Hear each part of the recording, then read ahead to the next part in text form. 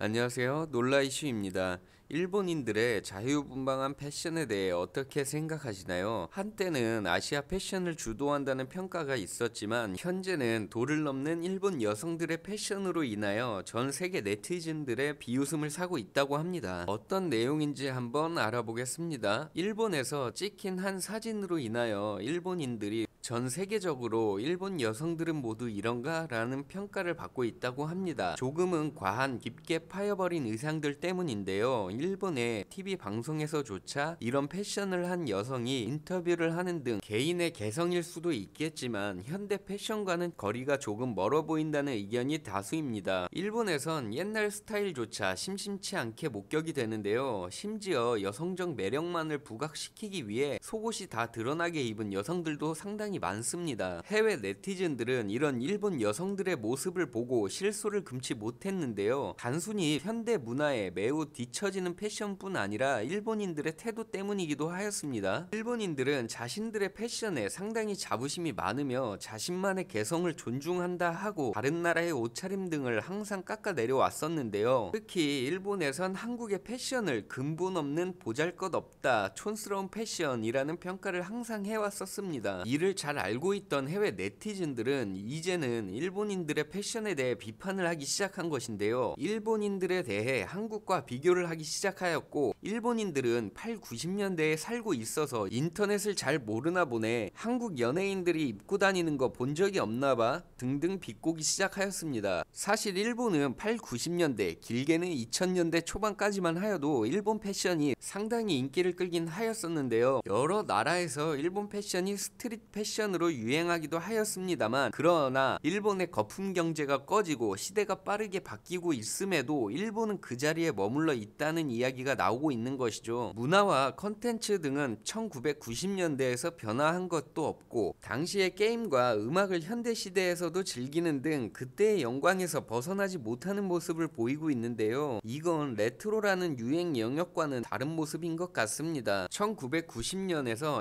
2000년 초반에 인기를 끌었던 일본 스트릿 패션에서도 별로 나아진 것 없는 의상들이 여전히 일본 내에서 그대로 인기를 끌고 있는 모습입니다만 일본 내 10대의 젊은 층 사이에서는 그래도 큰 변화가 일어나고 있는데요. 바로 우리나라 한국 한류의 문화 영향 때문이라고 알려지고 있습니다. 일본의 보수 세력은 한류 문화에 대해 상당히 반대하는 성향을 띠고 있지만 일본의 젊은 10대, 20대 여성들은 세련된 한국의 문화를 거부할 이유가 없는 것이죠. 많은 한류 문화인 K-팝과 드라마, 영화 등이 일본으로 수출하자 일본의 여성들은 한국의 문화와 한국인들에 대한 동경을 하기 시작하였는데요. 자연스럽게 한국 여성의 화장법과 패션, 교복 입는 법까지 따라하기 시작하였는데요. 이 흐름은 10대 여성을 시작으로 점점 퍼져나가는 추세로 일본의 한 패션 잡지 언론에서 조사 결과 10대와 20대 여성들은 한국의 패션과 화장법을 가장 많이 참고하는 나라로 한국을 손꼽았습니다. 또한 세계의 패션 동향을 살피는 프랑스와 이태리 잡지에서도 최근 일본에서 불고 있는 패션의 변화에 대한 바람이 한류 문화에 큰 영향을 받은 덕분이라고 분석하기도 하였는데요. 이렇게 한류로 인하여 일본의 패션도 많이 세련되고 있다 합니다. 아직도 난감한 패션이 주를 이루고 있다는 사실엔 변함이 없긴 한데요. 이렇게 변화하는 일본에 대해 강성 일본 네티즌들은